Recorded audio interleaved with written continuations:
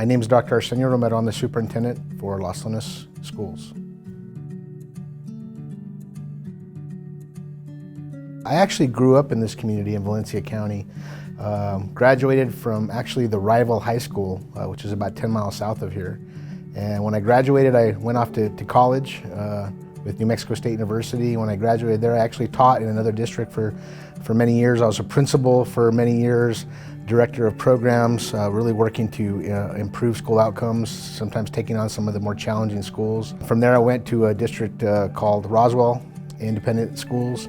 Had a lot of success there, also really turned around schools there. Went to another district as my first superintendency, and now I have the opportunity to be able to come back to the community that I grew up in, which is in Valencia County, which is where Las Lunas is home to. And so it's a great honor to be able to be back here, and really working with people that I grew up with, family, friends, and just colleagues that I've known for decades. When COVID came in and the pandemic, I was in another school district, so I started with that school district, but then able to come here in the middle of it, and that was the time where we were able to start coming back. And so what we wanted to do is really make sure that we had every opportunity for students to come back to a safe environment, ready to learn. And Breezy One was one of the tools that we used to make sure that students could be able to come back in a safe environment. Staff could come back and be ready for the classroom and teaching. And we wanted to make sure that, that's what we do every single day is really try to give our students every opportunity to have a world-class education in a safe environment with all the tools necessary to be ready to be 21st century citizens. I have 4 kids myself, and one of the things that they've had since they were infants was some kind of computer. Something that helped them even with learning, to be able to teach them letters and colors and even entertainment. And so this is an area that they grow up in. And so when they come to us as 3- and 4-year-olds, 5-year-olds as kindergartners, they're already well versed in technology. They know how to use cell phones, they know how to use iPads, they know how to use social media, they know how to connect with each other. So what we've had to do is make sure we keep up with really their demands and really start to evolve the curriculum to be able to include technology. And Las Lunas has done an excellent job of being able to do that. So there's certain stages in how you do that. The first thing you want to do is you actually have to have the tools, is having the hardware, having the laptops, having the computers, having the iPads, the mobile pads available for them. But once you do that, then you have to be able to have the curriculum that has been adapted to be able to work in an online environment. And we want to be very specific about that because we don't want to go from having a worksheet to now having a digital worksheet. We want to actually improve that environment where students are working out of workbooks into really more meaningful environments where they interact with the learning and they learn how to go out and find the information. And so that's the next step. The next step we have to do is make sure that they have access to these things. So whether they're in the classroom, whether they're in the hallway, whether they're in the gym, whether they're at home, whether they're at the park, we want to make sure that they have the ability to have stable internet access no matter where they're at through our community. And we've been able to work with multiple partners to be able to make that happen. And really kind of the last step that we have to do is make sure that we as the adults are ready to be able to move into that environment. And sometimes it's a little bit harder for us. And so we've been working to really involve teachers in professional development on how to adapt the curriculum and use the tools in the online environment with the new technology, but also principals and people at central office and even myself. I've been trying to learn the new tricks, and every time I feel like I've always been able to be up on technology, but if I blink my eyes, it's already changed. So it takes work on all of us to be able to do that. And it's part of our responsibility to be able to make sure that we provide that kind of environment for our students.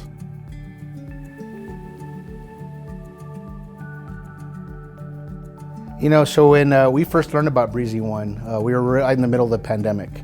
And we learned about this technology, and this was a tool that we thought we needed to be able to have a partnership and learn about Breezy One so that when students were able to come back, they were going to be able to come back to an environment that was safe, that was going to be able to make the learning environment possible for them.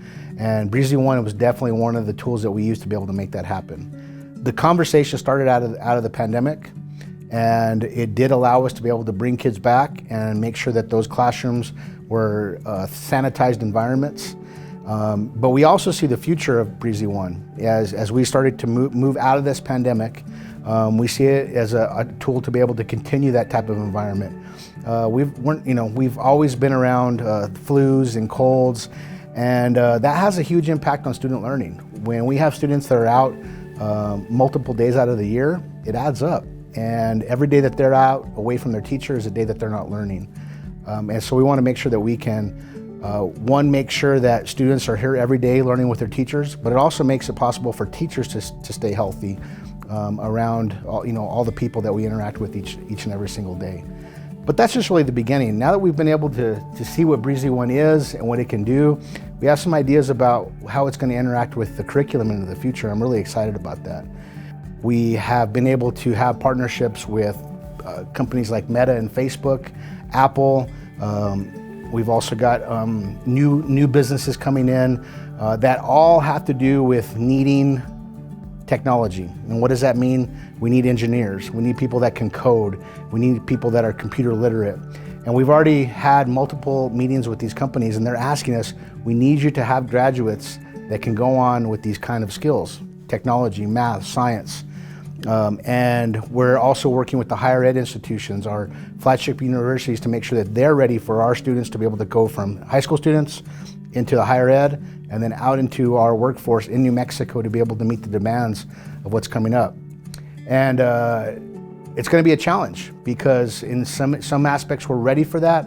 In some aspects we're just learning about that. But Breezy One is helping us with some of the ideas about what we need to do next to give students the opportunities to learn about the tools of tomorrow, which are here today, and what their jobs are going to look like when they graduate from high school.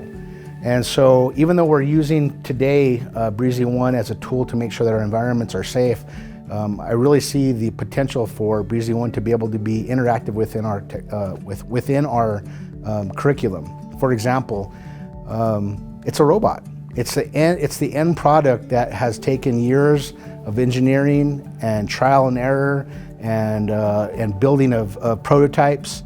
And now we see this amazing tool at the end that makes it possible for students to be able to come to school. This is the process we want our students to learn about. It's also collecting data. It's also, it's got a computer program that's built into it. And these are things that our students can actually use and learn about in the high school classrooms so that they can see what that end product is like. And I can't wait for us to be able to kind of brainstorm what that's going to look like for students to be able to interact with Breezy One even on a new level when it comes to learning.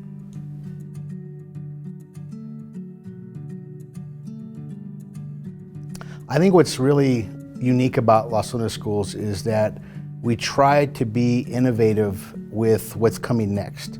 And if we go back a few years, we were one of the first districts to be able to implement one-to-one devices for our district, for our students. As we rolled forward, we were one of the first districts to really look at providing stable internet access for our entire community, having partnerships and building partnerships with entities that had never existed before. Those examples right there really allowed for other districts to take the lead and really follow what Las Lunas is doing.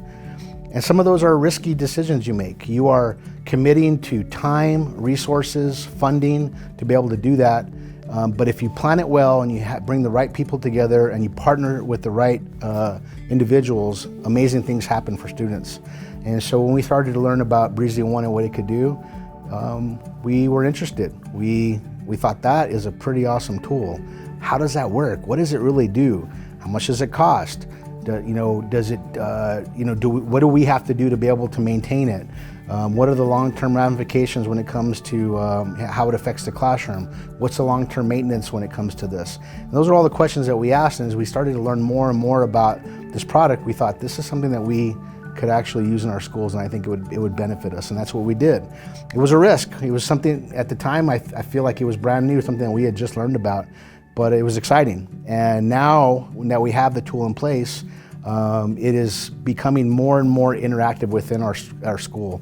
Students are starting to learn more and more about what Breezy One is, and becoming more comfortable with it, which is pretty amazing. We're starting to get questions from, the community about, hey, I heard you have robots in the school. What is that all about? So we get to tell the story and over again. And now we're also starting to get calls from other school districts about, what is this thing that you have? Is it worth it? Does it work? And so we get to, now that we've been able to use it for a few months, we're starting to learn more and more about it. And that's what's so amazing about what we think the future could be like, because now we're starting to think about how can Breezy One really interact with our curriculum and student learning. So there's a lot of potential, and we're just getting started with it.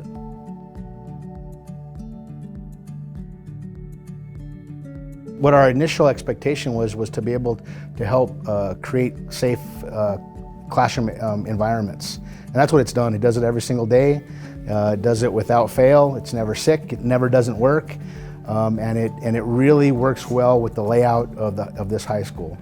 And because of all that, it's really supported student learning. And I want to hopefully be able to continue that, long past this pandemic, so that it continues to be able to create safe environments for our students.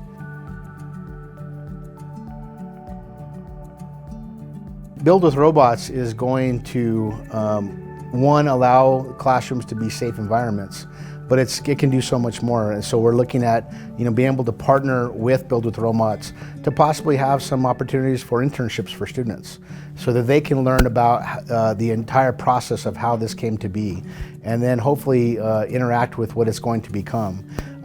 To be able to look at how it was built, how the software is created, what the programming looks like, how data is collected, and also the business side of things.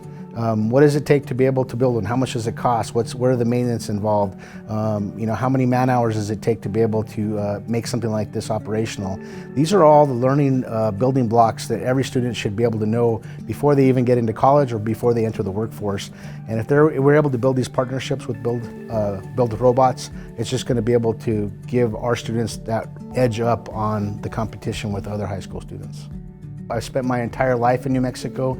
My entire career I've been working with different districts around New Mexico, and I am super excited to be able to see a New Mexico business be created and be successful, and then we get the partnership with that business.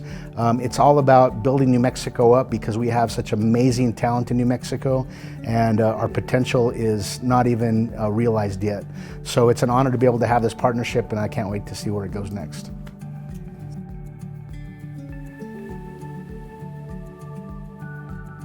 We need to be able to use our community to provide opportunities for our students to have more and more internships. I don't think anybody disagrees with that. You can talk to any business and they're gonna think that's the greatest idea. The hardest part about that is just how you get started. And what they need to see is some examples of what that looks like, because we're talking about students. So many internship opportunities have to be appropriate for their age. And so that's sometimes the hardest thing to do is, okay, if I am an engineering company, what is it that I can actually get students to do, given they're under 18, they are students, but there is something that these businesses can contribute to be able to help in the education of these students.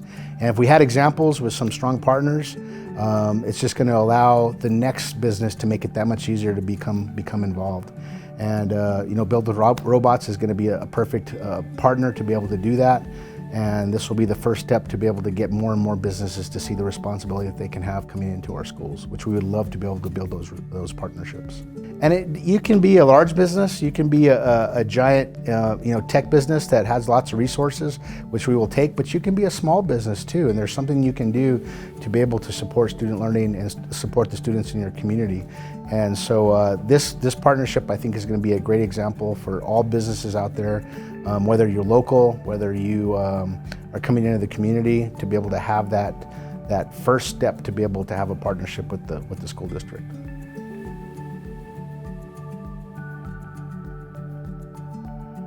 Los Lunas is a beautiful community. It's a fast-growing community, and we have a lot of technology and business coming into our school district at a high pace. Some of our challenges are being able to keep up with that, but it's a good challenge to have. And one is we see our district growing in terms of numbers. This is not the case across the state. This community as a whole, not just the district, is growing at a fast rate also. So it's really a nice challenge to be able to see what this is going to turn into. I do know that our kindergartners today are going to have jobs that we haven't even thought about yet, even have the concept of. And that's another part of the challenge that we're trying to look at. How do we create opportunities for them to be able to be ready for the workforce in the next 20 years? And it's going to be fun to be able to do that. But these partnerships that we have with business are going to make it all that much more possible, because that's where we learn where our teaching needs to go. So when we think about what the industry is like in the central part of New Mexico and specifically Las Vegas, we're talking about high technological jobs. We're talking about coding. We're talking about building software. We are talking about industry. And so we need to be able to have the partnerships with those businesses also to tell us what kind of what kind of skills do these students need to have as they come out. But I also need to be able to get them ready for a lot of the trades industries. We need to have them ready to be welders, to be plumbers, and these are also highly skilled jobs that these industries need more and more of. And so that partnership back and forth with these businesses, you allow us to be able to come in and help us support us with internships for our students. And we also need from you the idea of what kind of skills, jobs these students need to have over the next 5 years, 10 years, 15 years, 20 years, so we can prepare for that. We really see two tracks at the high schools. One is to be able to get them ready for higher ed learning. We want them to go on, if they want to go on into a degree program. That could be engineering, that could be education. We need teachers, but we also want to be able to prepare them for the workforce. So our goal nowadays is to not just graduate students with a high school graduation. We want to be able to get them to graduate high school with either credits, dual credits, they're already on their way to be able to have success at the higher ed level, or they've already got certifications to go into the workforce. And that's just it, to be able to be welders, to be able to work with their hands, to be able to be mechanics, to work with HVAC. That is a great place to be 18 years old and go into a job that has a great salary and be debt-free. We want to be able to set up our students for that, because in turn it helps support our community, and that's our goal.